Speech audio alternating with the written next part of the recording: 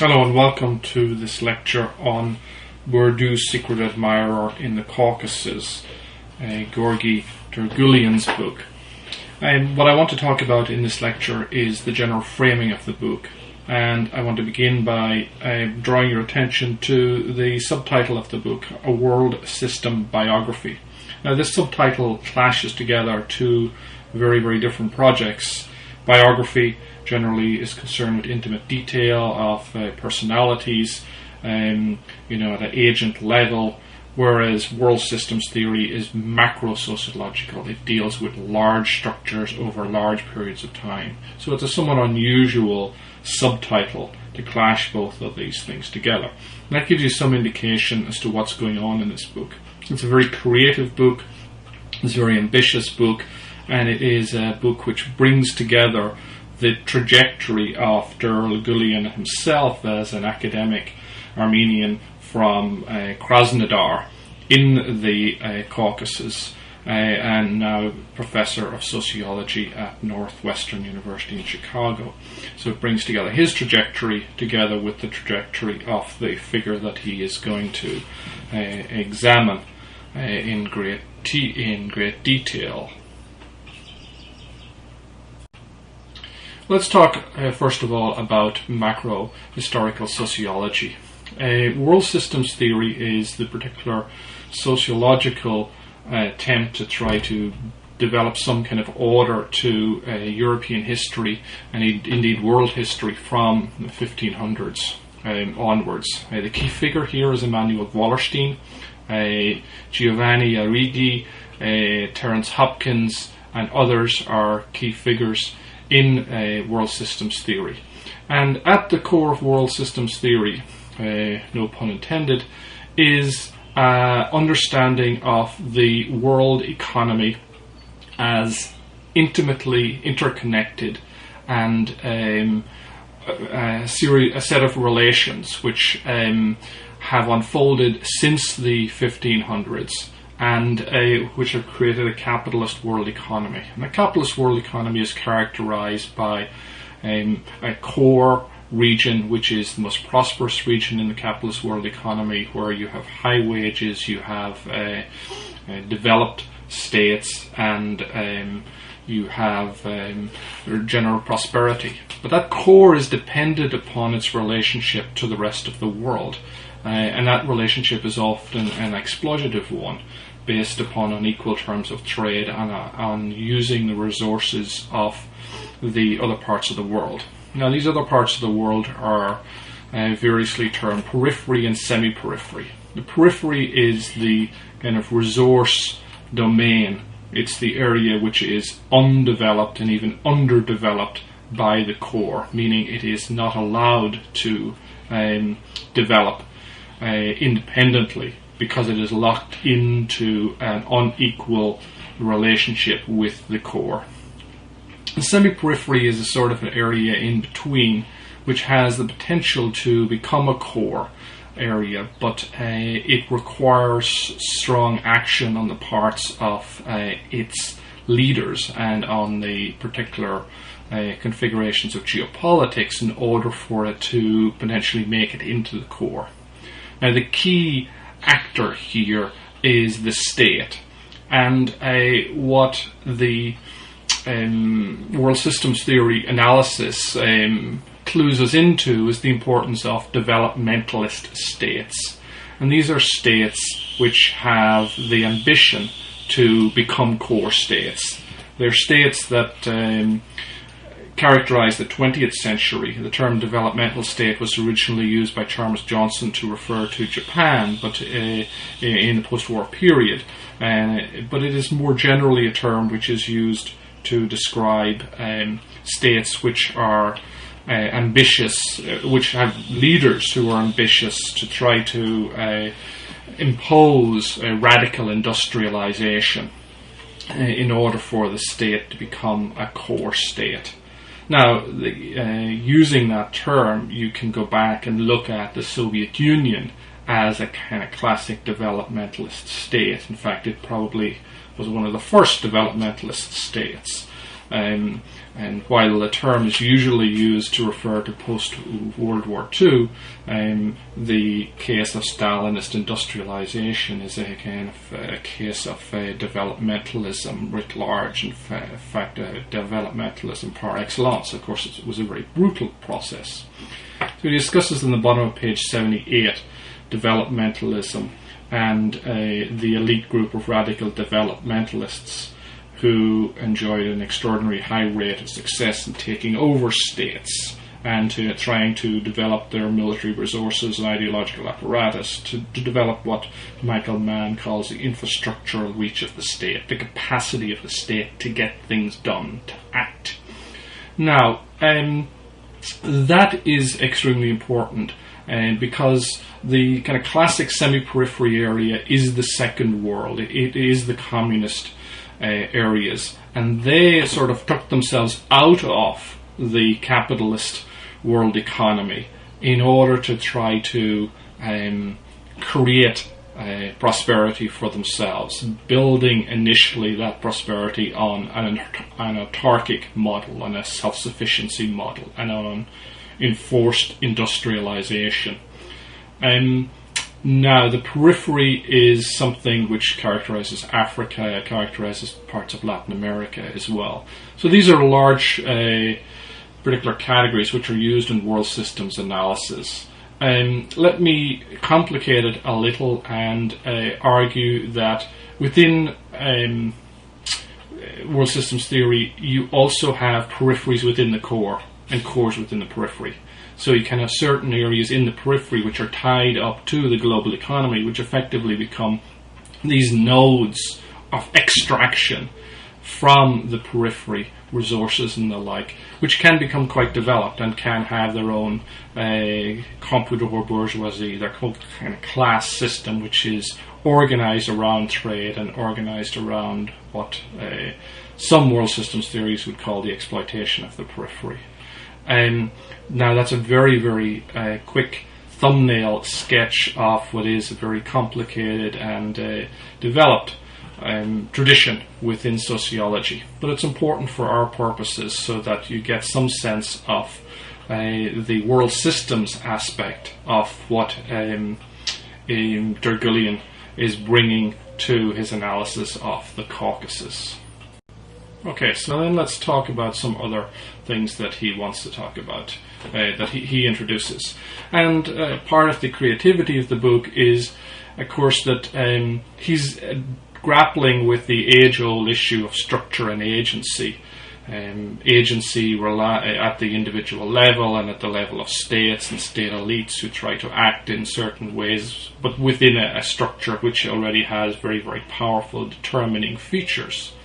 And what he does, he introduces a degree of contingency and complexity to these particular relationships, so that he doesn't give in, as some world systems theorists tend to do, into structural determination, and they sort of look at events and they look at agency and they tend to marginalize them and dismiss them, because ultimately what's important for them are these large structures which are grinding out the particular conditions under which history unfolds. And it is a kind of history which is made by men, by human beings, but not under conditions of their own choosing. Well, in turning to Stephen Jay Gould and his conceptualization of theories of evolution, what Derluguian introduces is added degrees of complexity. He wants to begin to talk about the fact that we can think about the relationship between structures and agencies in ways which capture the contingency and the fluidity. And in particular, there are certain moments, revolutions, when you have the opportunity for paths to be created, other paths to be avoided by states and by particular leaders. That's where agency is really important. He discusses Gould on page 11 and page 12 and makes the important point that evolution does not proceed in a uniformly ascendant, preordained progressive development.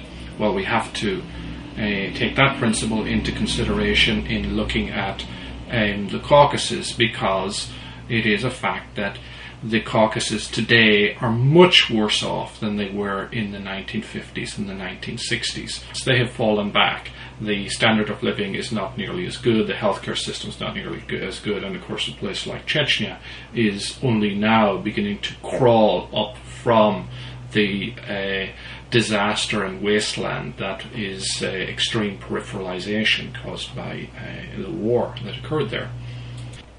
Now, the second point that he takes from Gould, grasping the whole relation, the system of relations, is important for us, because what, in looking at three different cases, Karabindo-Balkaria, Nagorno-Karabakh, and the war between Armenia and Azerbaijan over Nagorno-Karabakh, and then thirdly the case of Chechnya, we're going to look at the ways in which these particular moments of revolution, of provincial revolution, or national revolution in the case of the South Caucasus, because these became independent states, how those moments congealed together, and they brought together a particular class structure, a particular historical inheritance. They brought together particular key leadership battles and struggles, and then created certain paths which have determined and set the trajectory for these particular regions and these particular states since then.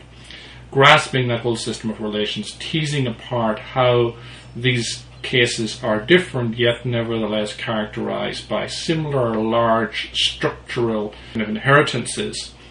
That's one of the key things that we're going to examine over the next three modules. The last point is one where he talks about the importance of reframing questions within systematic historic perspective, producing better explanations. He doesn't examine these particular conflicts through nationalist literature. Now, he obviously uses that literature to inform what he does, but he wants to actually problematize the ways in which nationalist research frames questions. Because what he wants to argue is that we need to think about these larger macro sociological processes. We need to think in terms of the categories given to us by world systems analysis. And ultimately finds the question, does globalization produce ethnic violence, a somewhat naive question, because globalization he reinterprets as really the collapse of developmentalist states within. He puts it rather nicely at the bottom of page 73 when he writes, to put it another way, the Serbs and Albanians in Kosovo, the Chechens in the Caucasus, the warlord factions in the Congo, and the Islamicist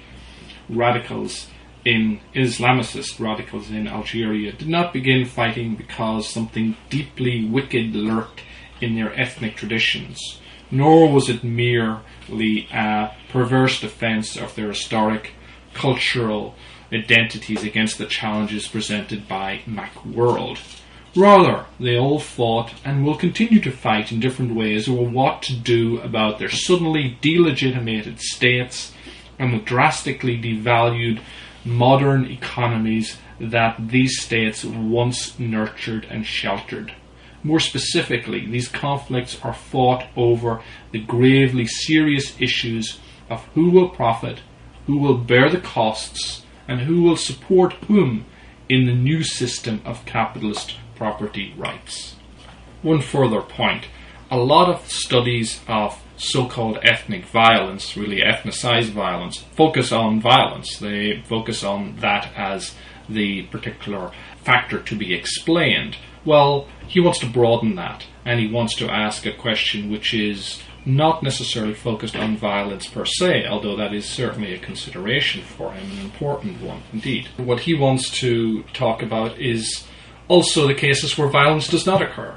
So you have alternative outcomes other than simply the question concerning violence. So he's not sort of being attracted necessarily to violence and therefore seeking to explain violence. He also wants to explain conditions where violence did not occur and make that significant, and contrast that to conditions where it did occur. Now let's talk a little bit about the questions that Derluguian is asking. He puts it well on page 8. Narrowly put, my goal here is to provide a plausible explanation as to why in some regions, mainly in the Caucasus, the catastrophic end of Soviet rule resulted in ethnic conflict and the emergence of weak states that are thoroughly corrupt, not to say criminalized. Then again on page 15, in condensed form, my argument runs as follows.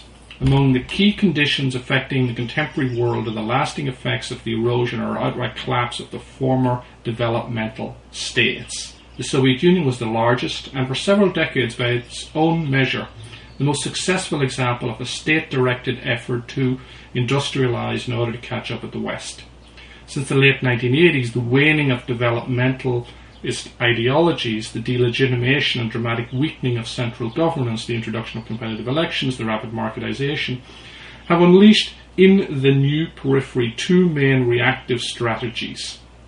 Their combinations and divergent effects, the causes of which are embedded in local historical context, account by and large for all the various outcomes registered across the re-emerging peripheries. So the collapse of developmentalism as a particular project, and so the collapse of the Soviet Union can be read in those terms, and it's not simply the collapse in 1991. He kind of traces it back to effectively its exhaustion by the 1960s, particularly the late 60s. The failure, the inability of the Soviet Union as a developmentalist project to renew itself, to reform itself, then led to the return to the periphery of certain zones within the Soviet Union. And what particular form that would take is very much dependent upon contingency. It's dependent upon the particular class structure in various regions and administrative units created by the Soviet Union. It's dependent upon the opportunities that were available. It's dependent upon intra-elite struggles within the nomenclature and then between the nomenclature and those who were shut out of the system but would have had high symbolic capital, the poets, the people who were not allowed to advance, like Musa Shanib. In summarizing his argument on page 15, Derluguian outlines two, what he calls reactive strategies to the collapse of the developmentalist state. The first is what he calls drawing upon the Weberian tradition of theorization, neo-patrimonialism, or the familial appropriation of the state and a state-engendered economy. It comprises the following familiar and mutually related traits. Comprador oligarchs that monopolize the nexus between global economic flows and the local extraction of resources, state degeneration as corrupt neo-patrimonial principles override formal bureaucratic governance, decay of economies previously integrated and protected by national developmental states, not helped by the emergence of globally connected but locally isolated market enclaves. Defeat and demoralization of the self-conscious social groups we usually call civil society, more or less competitive elections held in superficial conformity to the expectations of powerful external factors, but nonetheless disguise the actual conduct of domestic politics through convoluted internecine intrigues, and finally occasional bouts of political violence that occur mainly in the form of mafia-style assassinations. So that's neo-patrimonialism, and his classic example of this is Kabardino-Balkaria. That is the better outcome, because it is an outcome which has not degenerated into an all-out war and the ruin, which is the second outcome. The second reactive strategy seeks to mobilize ethnic and religious solidarities, and is pursued as a form of resistance by some of the most downgraded locales and threatened social groups of the world's population. So this is the spaces of ethnicized violence, of warfare, of ruinous zones, wild zones, of completely collapsed states, and of extreme peripheralization. And his chapter, The Field, chapter 1, is a journey to one of those spaces, to Chechnya, and examining those. You will note that in the book he is really going back and forth and contrasting these two different case studies. On page 63 he provides the first summary, where he talks about Kabardino-Balkaria and how it developed a particular path, which became the post-Soviet system for it, and contrasts that to rebellious Chechnya, where the people were suddenly found themselves amidst the ruins, as he puts it on page 63. Okay, so that sets up the book, and he then goes in the other chapters and begins to discuss the particular structure of the state, especially focusing on its class structure and the degrees to which you had an in-group and an out-group in the Soviet state, especially after the fall of Stalin.